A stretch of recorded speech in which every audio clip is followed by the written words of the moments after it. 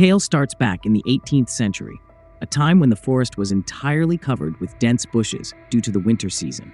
Deep within this forest lies a picturesque village where a young girl named Valerie resides with her father, mother, and older sister. However, the villagers live in constant fear because there lurks the threat of a wolf. This carnivorous wolf preys on people, taking a human form and transforming into a wolf when hunting.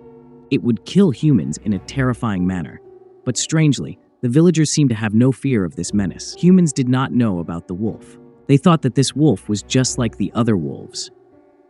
Due to the fear of the wolf, Valerie did not go out of the house much, but she had a friend named Peter, whom she used to go out to meet. Peter used to teach her how to hunt rabbits. After this, the story is shown 10 years later, where Valerie has grown up and Peter has also grown up and now works as a woodcutter. Valerie and Peter fell in love with each other and soon decided to get married. I was thinking, however, Valerie's parents had arranged for her to marry a young man named Henry because he was the son of a wealthy blacksmith. Valerie's parents were fully aware that their daughter was in love with her teacher, but Peter only worked as a woodcutter and made very little money. They wanted Valerie to marry into a financially stable family so that she would not encounter any difficulties in the future.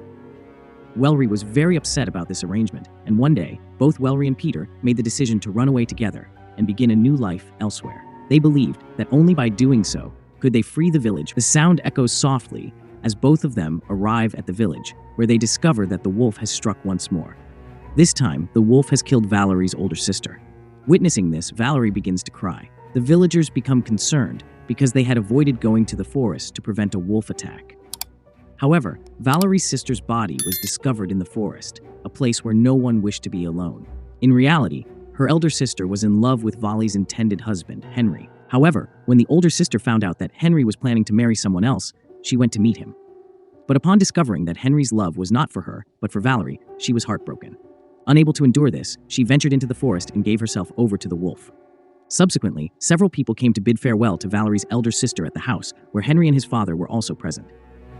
During this time, Valerie refrained from speaking to Henry. Later, after everyone had departed, Valerie confided in her mother, expressing that she must now forget Peter because she is now obligated to marry. She tells that she too loved someone, but due to some reason, we could not get married. Then, when I got married to your father, I fell in love with your father. Here, Valerie was sad that her elder sister loved Henry, about whom she did not know. She feels that he is responsible for her death. On the other hand, the people of the village get together and are about to kill the wolf. But a man says that he has called the hunter Father Solomon for help, who used to catch animals. But the village people can't wait. They get very mad. They were determined to calm down by eliminating the wolves in any way possible. Those who meet with their family members before arriving, or are well-read, also encounter Peter, who assures her that nothing bad can happen to them. He suggests they should end this relationship now. Peter asks her to marry Henry so she can find happiness. Following this, Henry comes to see Valerie and tells her that if they marry, he will ensure her happiness. After that, Henry joins the villagers on a journey to the forest, and from there, they make their way to a mountain cave to hunt down the wolf. As they venture deeper into the cave, they encounter two separate paths. A group of people decides to move forward, and soon they face two more cave paths. At this point, Peter and a young boy choose one path, but Henry tries to prevent him from doing so. However, the boy ignores Peter's advice and continues on the other path. Meanwhile, Henry and his father proceed through a different cave. Suddenly, a wolf attacks them inside the cave. Overcome with fear, Henry tragically loses his life, and right before his eyes, the wolf kills his father. Some people manage to cut off the head of the wolf. Following this, the villagers celebrate the wolf's death, believing it's the same wolf that was terrorizing their village.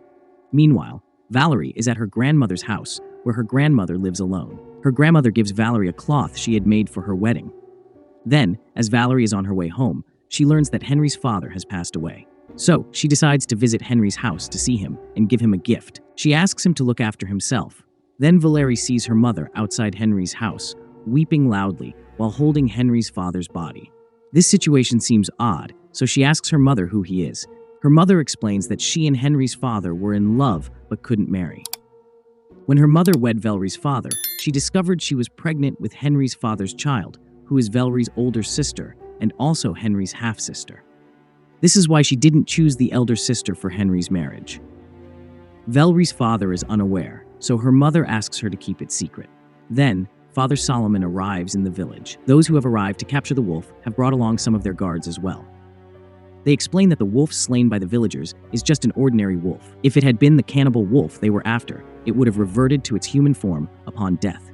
Solomon shares that he once lived in a village similar to the villagers, but one fateful day, a cannibal wolf took the life of his wife.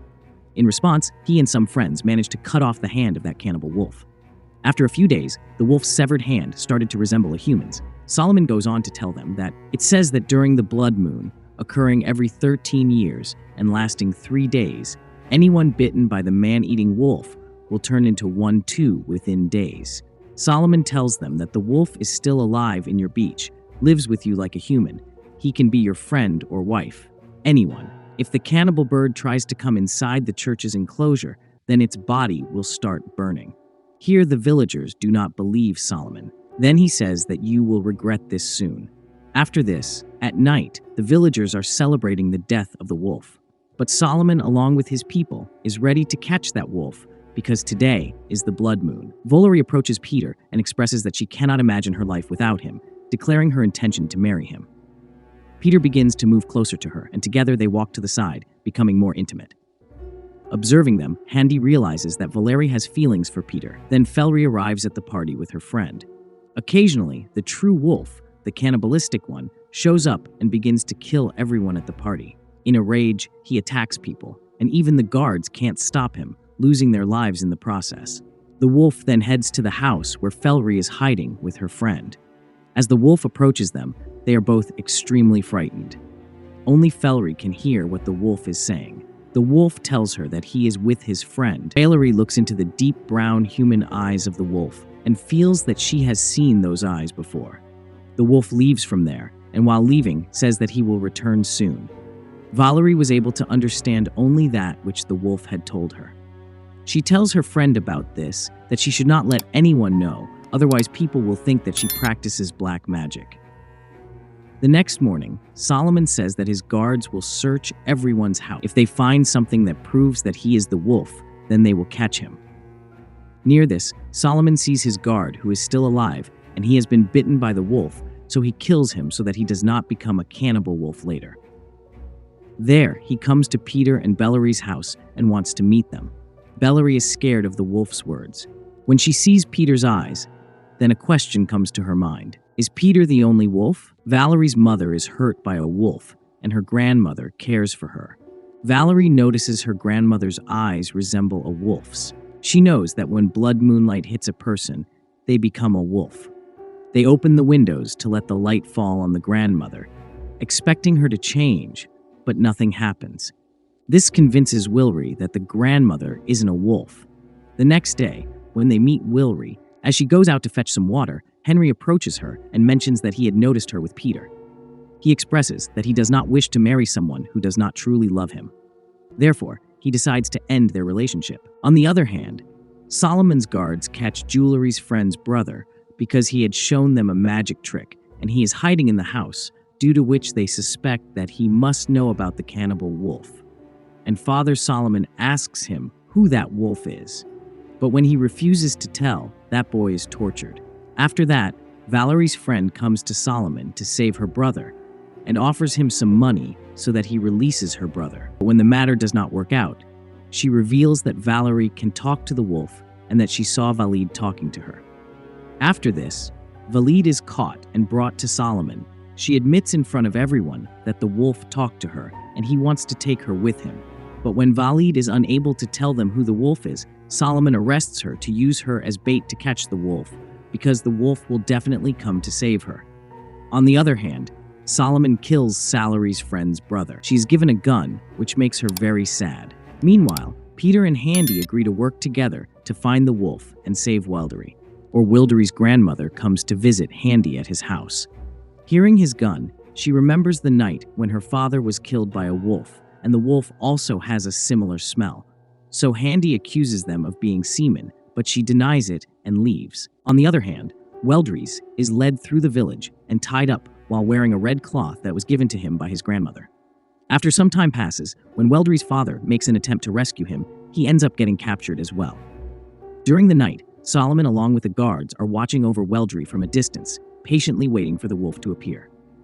Then Peter vigilantly watches the area around where Weldry is, ensuring that the 16 or 9 guards cannot notice anything unusual there.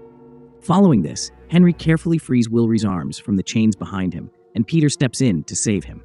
He sets the tower ablaze, the very tower where Father Solomon was vigilantly watching over them. Wilry and Henry hastily flee from this place, yet the guards pursue them relentlessly. They manage to ensnare Peter, tying him up and imprisoning him securely in a hidden location. Meanwhile, Father Solomon's men are in hot pursuit of Valerie and Henry, who are desperately trying to escape. During this chaotic chase, Henry is struck by a shot as he crosses a path, leading to a serious injury. He finds himself near the church, and at that moment, a menacing wolf appears, launching a fierce attack on Solomon's men. In the ensuing struggle, the wolf severs one of Father Solomon's hands. Tragically, this series of events culminates in Wilry's untimely demise. She agrees to accompany the wolf if he promises not to attack people again. The wolf agrees, but the villagers prevent him. Everyone, including the wolf, causing him to flee in pain. Father Solomon was bitten by the wolf, so one of his guards ends up killing it. The following day, Well-Red heads to her grandmother's house with Solomon's severed hand. This hand was bitten by the wolf, which means the wolf could be killed in this incident. While Well-Red is on the road, she encounters Peter and urgently tells him to escape from here. Belly suspects Peter is the wolf, because each time the wolf appeared, Peter was nowhere to be found. She stabs him in the stomach with a knife, then rushes to her grandmother's house. There, she discovers that the wolf wasn't Peter or her grandmother, but actually his father.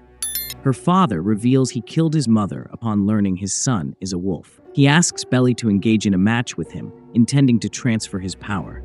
When he bites him, Belly will transform into a wolf, just like before. His father was once a wolf and passed the card power to his son. Welly's father explains that he intended to pass this power to his elder daughter. However, when he communicated with her in the wolf form, she failed to understand him. This made him realize she was not his biological daughter, as she couldn't comprehend the language. Enraged, he killed her. He later killed Henry's father, who had an affair with his wife, and injured his wife as well. Following these events, when her father was about to kill Bellery, Speed intervened to rescue her. Unfortunately, during the ensuing struggle, Welly's father ended up killing Speed. They seek Solomon's help, but she places the well-read Father Solomon's hand into her father's stomach, leading to his death. Following this event, Speed tells Valerie that he is leaving and going far away. Because of the wolf bite, he will soon become a wolf, but he promises to return to see her once he learns to control himself. Valerie decides not to go back to the village and instead stays at her grandmother's house. One day, the wolf, who is beaten, comes to see her and they begin living together. With this, we conclude the